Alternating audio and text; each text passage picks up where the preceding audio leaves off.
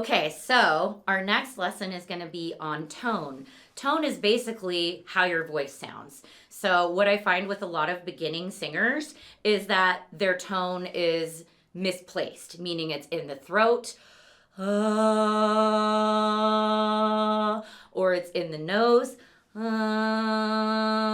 or you might be a little flat, or breathy, okay? So all those are fixable. What you have to do is work on your tone. So how do you do that? Well, first of all, let's talk about where the voice should sit for optimal singing, okay?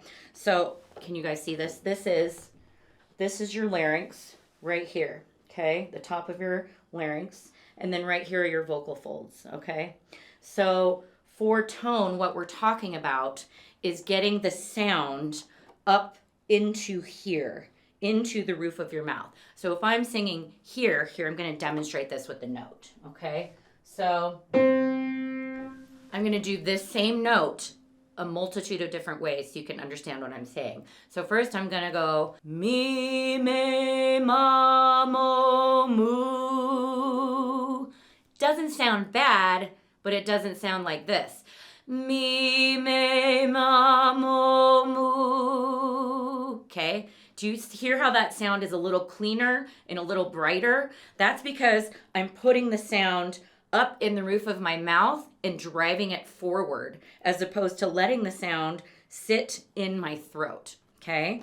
So you can practice this by trying to kind of play with where your voice sits and moving it around. So say you've imitated someone before or tried to do a character in a show. So let's take Kermit the Frog, for example. Hello, I'm Kermit the Frog. Or you're trying to maybe imitate somebody breathy, or maybe you're trying to be annoying and you're talking like this. That's what moving your voice around is just moving it into different parts of your bones and your face and your soft tissue.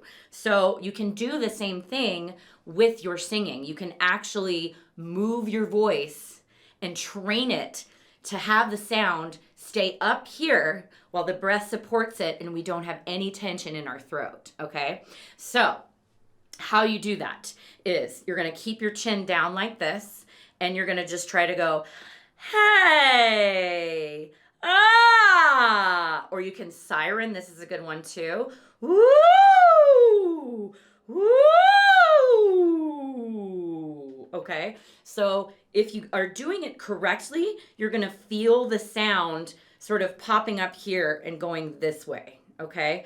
Now, it takes time. Vocal training takes time. It's sort of like going to the gym. You don't go to the gym and start lifting weights and run a marathon the next week. You start practicing, and then it gets easier and easier and easier, and then that tone gets lifted and lifted and lifted, and eventually it'll be the way you sing.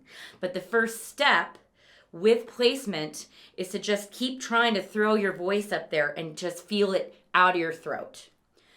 Let me make a distinction.